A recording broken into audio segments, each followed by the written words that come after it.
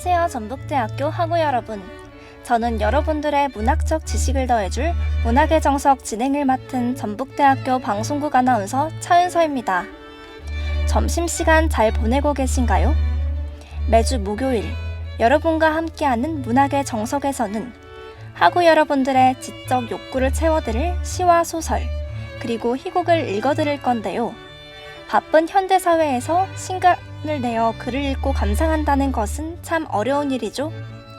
하지만 잠시 미디어가 주는 자극은 내려두고 글문학의 잔잔한 매력에 빠져보는 것은 어떨까요?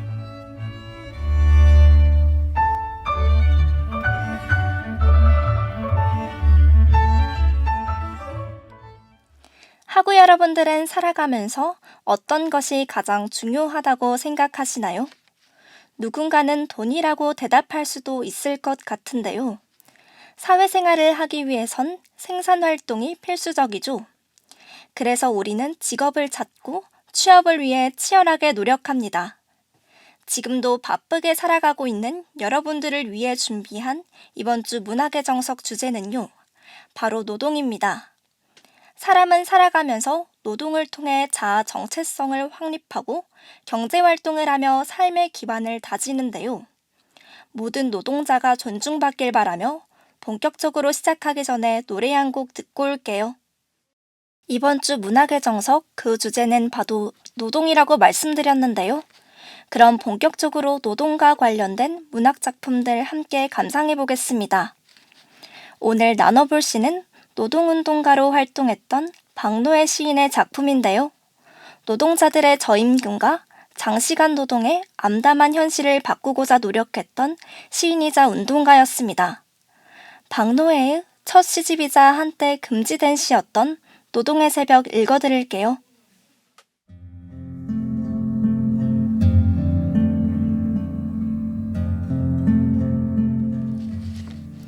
노동의 새벽, 박노해.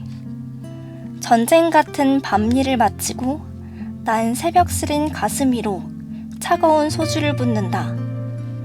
아, 이러다간 오래 못 가지. 이러다간 끝내 못 가지. 33그릇 짬밥으로 기름투성이 체력적을, 전력을 다 짜내어 바둥치는 이 전쟁 같은 노동일을 오래 못 가도 끝내 못 가도 어쩔 수 없지. 탈출할 수만 있다면 진이 빠져 헛개비 같은.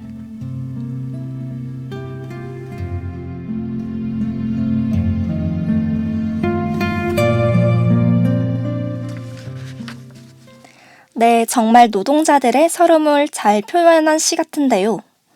노동의 새벽 해석 전에 노래 한 곡 듣고 오겠습니다. 이 시는 1980년대 노동 문학 중 하나의 작품으로 꼽히는데요. 자기 삶과 분노를 본인의 손으로 표현했다는 점에서 의미가 깊습니다. 1년은 철야 작업을 끝내고 나서 피곤한 몸을 달래기 위해 소주를 마시는 장면으로 시작하여 이러다간 오래 못 가지라며 위기를 느끼는 발단 부분인데요. 이렇게 힘들게 일해서는 오랜 시간 삶을 지탱하기 어려울 것이라는 불안감과 위기의식을 표현한 것 같습니다. 33그릇 짬밥이라는 문장은 노동에 비해 턱없이 보잘것없는 보상을 의미하는데요. 이 문단부터는 오래 못 가도 어쩔 수 없지라는 문장을 사용하며 가혹한 노동 현실 속에서 오래 일하기도 어렵지만 그만두려 해도 생존 때문에 그만두지 못하고 체념하고 마는 노동자의 삶이 잘 드러나는 것 같습니다. 마지막 문단에서는 탈출할 수만 있다면 이라고 말하며 비참한 노동 현실로부터 간절하게 벗어나고 싶은 노동자의 바람을 이야기합니다. 오늘 제가 읽어드린 노동의 새벽은 3문단으로 간추린 시였는데요. 후반부에서는 희망과 단결의 의지를 다지는 화자의 모습도 나타납니다. 이 시의 제목 노동의 새벽에서는 노동은 현실의 고통과 절망을 의미하고 새벽은 그러한 현실 속에서도 희망을 지피려는 결연한 의지를 상징하는 것 같은데요. 박노해 시인의 시집 노동의 새벽은 금서였음에도 100만 부가 발간되며 얼굴 없는 시인으로 불렸다고 합니다. 시집 첫 장에는 저임금과 장시간 노동의 암울한 생활 속에서도 희망과 웃음을 잃지 않고 열심히 살며 활동하는 노동 형제들에게 조촐한 술 한 상으로 바칩니다 라고 말하며 희망을 전달한 시인인 것 같은데요. 그럼 노래 한 곡 듣고 와서 다음 문학작품 만나볼까요? 네, 노래 듣고 왔습니다. 다음으로 소개해드릴 노동과 관련된 소설도 한국 문학 작품인데요. 중고등학교 시절 교과서에서도 실릴 만큼 유명한 작품이죠. 바로 조세희 작가의 난장이가 쏘아 올린 작은 공입니다. 1970년대 도시에 있는 판자촌을 배경으로 삼고 있는데요. 그 당시에는 도시를 재개발한다는 명목으로 무허가 주택을 철거하는 일이 많았습니다. 판잣집은 판자로 허술하게 지은 집으로 주로 가난한 사람들이 살았던 곳인데요. 판잣집을 철거한다는 것은 그곳에 사는 가난한 사람들에게는 살 곳을 잃는 절망적인 일이었습니다. 소설 속 주인공의 가족들도 재개발을 한다는 목적으로 살던 집을 강제로 빼앗기게 되는데요. 등장인물로는 난쟁이로 불리는 아버지와 어머니, 그리고 3남매로 이루어져 있습니다. 또한 악역으로는 부동산 투기업자인 박욱철도 등장하는데요. 각 캐릭터의 특성을 알아보자면 아버지와 어머니는 온갖 굳은 일을 하며 가족의 생기를 꾸려 나가려고 노력하는 인물들입니다. 큰아들 영수는 공부를 하고 싶어 했으나 가정 형편이 어려워 학교를 그만두게 됩니다. 둘째 아들 영호는 공장에서 노동자로 일하며 자신과 가족이 처한 현실에 불만을 가지는 인물인데요. 막내딸 영희는 가족을 사랑하는 순수한 마음씨를 가지고 있습니다. 박우철은 가난한 서민들에게 입주권을 싸게 사서 비싸게 파는 악덕한 인물로 묘사되는데요. 그럼 노래 한 곡 듣고 와서 책의 줄거리를 나눠볼까요? 네, 난장이가 쏘아올린 작은 공은 학우 여러분들 중에서도 이미 읽어보신 분들이 많을 것 같습니다. 난수공은 3남매 각자의 시점으로 번갈아가며 진행되는데요. 난쟁이 가족은 무허가 판자촌에서 살고 있었는데 어느 날 집이 재개발 사업 구역으로 지정되어 집을 철거하라는 명령을 받게 됩니다. 새 집에 들어가는데 필요한 입주권을 받았지만 입주권과 함께 내야 할 입주금을 마련할 수 없어 절망에 빠지게 되는데요. 행복동 주민들 대부분은 부동산 투기업자에게 입주권을 싼 값에 팔고 동네를 떠나게 됩니다. 난쟁이 가족도 끝내 입주권을 팔지만 가족의 몫으로 돌아오는 것은 거의 없고 집이 철거당한 뒤 결국 거리에 나앉을 처지가 되는데요. 그 와중에 영호와 영수는 공장에서 일을 하며 부당한 대우에 항의하다가 공장에서 쫓겨나게 됩니다. 영희는 입주권을 되찾아오겠다는 생각으로 박우철에게 찾아갔다가 험한 일을 당하게 되는데요. 절망에 빠질 만한 순간에도 박우철에게 수면제를 먹여 금고 안에서 입주권과 돈을 찾아옵니다. 가족에게 돌아간 영희에게 들려오는 소식은 아버지가 굴뚝에서 생을 스스로 마감했다는 이야기였죠. 쉽게 절망에 빠지지 않던 영희도 오빠에게 아버지를 난쟁이라고 부르는 사람들을 죽이라고 외치며 흐느낍니다. 작가는 난쟁이 가족의 삶을 통해 1970년대 화려한 재개발 뒤에 숨은 빈민층의 아픔을 전하고 있는데요. 산업화와 도시화 속에서 처절한 가난과 절망으로 살아가야 했던 사람들의 이야기에 귀를 기울일 수 있어 지금까지도 사랑받는 소설이 된 것 같습니다. 그럼 노래 한 곡 듣고 오실까요?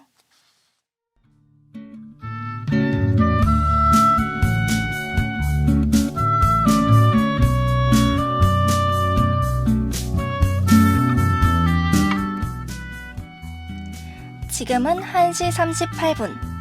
여러분은 들을수록 교양이 쌓이는 문학의 정석과 함께하고 계십니다. 점심을 드시러 가는 길 혹은 드시고 오시는 길에 같이 연극 한 편 들어보지 않으시겠어요?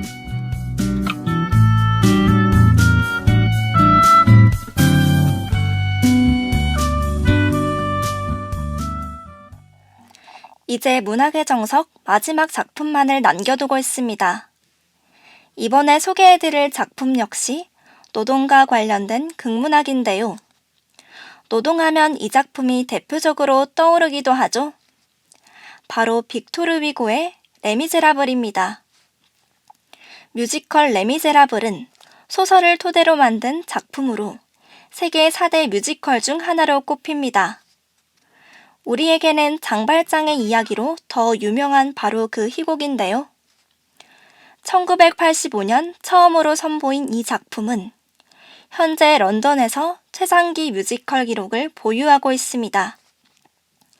레미제라블에는 장발장 자베르, 팡티니를 포함한 다양한 인물들이 등장하는데요. 장발장은 가난한 집안에서 태어나 가족들을 부양해야 하는 가난한 노동자입니다. 자베르는 사람은 절대 바뀌지 않는다는 신념을 가지고 죄수들을 대하는 원칙주의자 경감인데요. 팡티니는 노동자였으나 실직한 이후 어린 딸을 위해 윤리적이지 못한 직업을 갖게 됩니다. 장발장은 그 시대의 가난한 노동자가 그렇듯 항상 돈이 부족했으며 힘든 삶을 살아가고 있었습니다. 그러던 어느 겨울날 일거리를 구하지 못한 장발장은 굶고 있는 조카들을 더 이상 외면할 수 없어 빵 한 개를 훔치다 발각되고 마는데요. 결국 19년의 긴 징역살이를 선고받고 감옥에서 살아가게 됩니다. 19년 후 가석방으로 추록하지만 범죄자를 의미하는 노란색 통행증을 가진 그에게 세상은 차갑기만 합니다.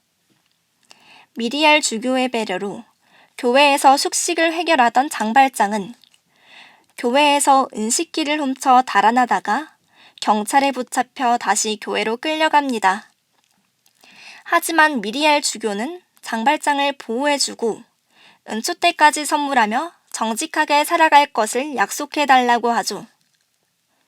처음으로 자신에게 따뜻하게 대해주고 믿어주는 사람을 만난 장발장은 그 후로 정직하게 살아가려 노력합니다. 이후 장발장은 기업가로서 성공하게 되는데요. 남은 이야기도 굉장히 흥미진진하니 책이나 뮤지컬로 한 번씩 접해보시는 것도 좋을 것 같습니다. 레미제라블은 한국어로 비참한 사람들, 불쌍한 사람들이라는 의미라고 하는데요. 빅토르 위고는 프랑스 혁명 이후에도 여전히 고통받는 노동자들을 위해 사회에 대한 비판과 부조리를 꼬집으며 이 작품을 쓰게 되었다고 합니다. 그럼 마지막 노래 듣고 오실까요?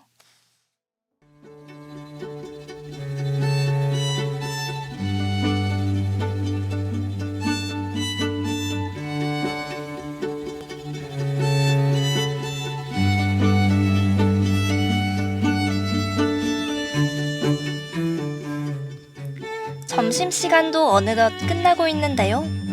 오늘 문학의 정석에서는 노동을 주제로 다양한 문학 작품들을 소개해드렸습니다.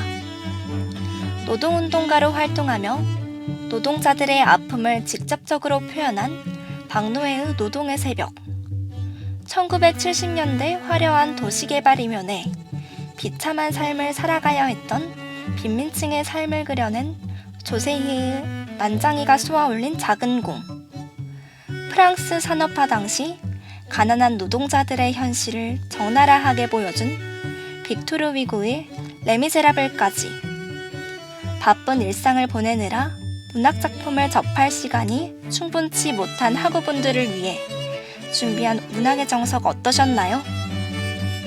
영상 매체가 주로 자리 잡은 현대사회에서 그 자리를 고고하게 지키고 있는 글문학과 한층 더 가까워지는 시간이 되셨으면 좋겠습니다. 문학의 정석은 다음 주 이 시간에도 다양하고 재밌는 문학 작품들을 들고 찾아오겠습니다. 지금까지 제작 연출의 정수연, 기술의 김승연, 모니터 이무진, 진행의 저는 차윤서였습니다. 감사합니다.